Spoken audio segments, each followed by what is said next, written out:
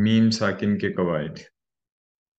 दो ही चीजें हमने कही थी, एक कहा था नून साकिन और नून तनवीन, और दूसरा कहा था मीम साकिन, कि यही तजवीद के मरकज़ो महवर हैं, इन्हीं के गिर्द घूमती है। तीन कवायद हैं मीम साकिन के। कितने कवायद हैं मीम साकिन के?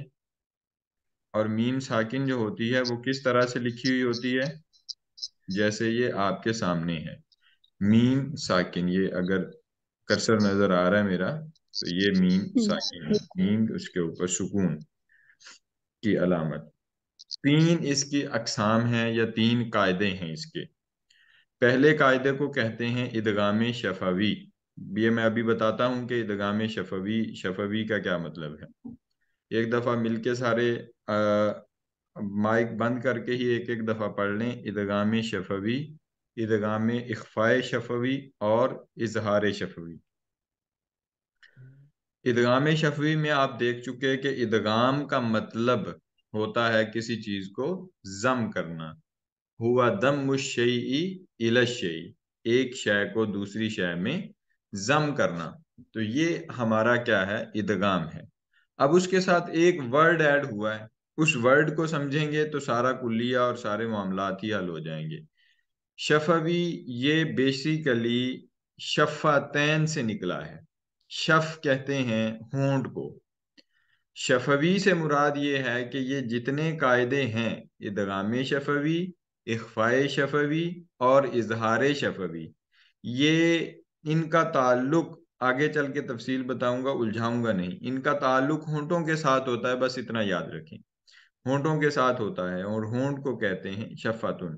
तो शफातुन से है ये शफवी। शफातुन से है शफवी, इसी से शफातैन। तो इसका मतलब होता है होंठ। अब ये दोनों में डिफरेंस के तौर पे भी आप कह सकते हैं, लेकिन ज्यादा बेहतर ये है कि आप ये कहें कि ये इसमें यानी होंठों के साथ इसका ताल्लुक है।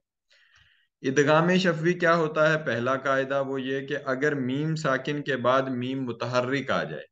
मीम साकिन कौन सी? ये जो आपके सामने है। मुतहर्रिक कौन सी? कि जिसके ऊपर जेर जबर पेश शद, इनमें से कोई आ जाए। तो मीम साकिन के बाद मीम मुतहर्रिक आ जाए। लिख लें अपने पास ये कायदा कि मीम साकिन के बाद मीम मुतहर्रिक आ जाए तो मीम साकिन को मीम मुतहर्रिक में मुदगम कर देते हैं। मुदगम कर देते हैं, लिख लें सारे। अगर मीम साकिन के बाद मीम मुतहर्रिक आ जाए तो मीम साकिन को मीम मुतहर्रिक में जम कर देते हैं, मुदगम कर देते हैं। मीम साकिन या के बाद मीम मुतहर्रिक आ जाए तो मीम साकिन को मीम मुतहर्रिक में मुदगम कर देते हैं। मिसाल के तौर पे, और इसे क्या कहते हैं? इदगाम शफवी। जैसे वकम मिन, वकम मिन, वकम मिन, कम मिन नहीं, वकम मिन, वकम मिन। तो पहली मीम का दूसरी मीम में इदगाम हो गया। काफ के बाद पहली मीम है, ये मीम साकिन है। दूसरी मीम मुतहर्रिक है कि उसके नीचे कसरा है यानी जेर है।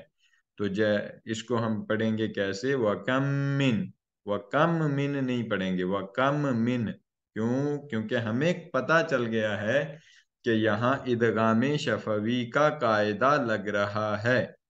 इदगाम शफवी का कायदा लग रहा है, इसलिए हम कहेंगे वकम मिन, वकम मिन। ठीक, क्लियर?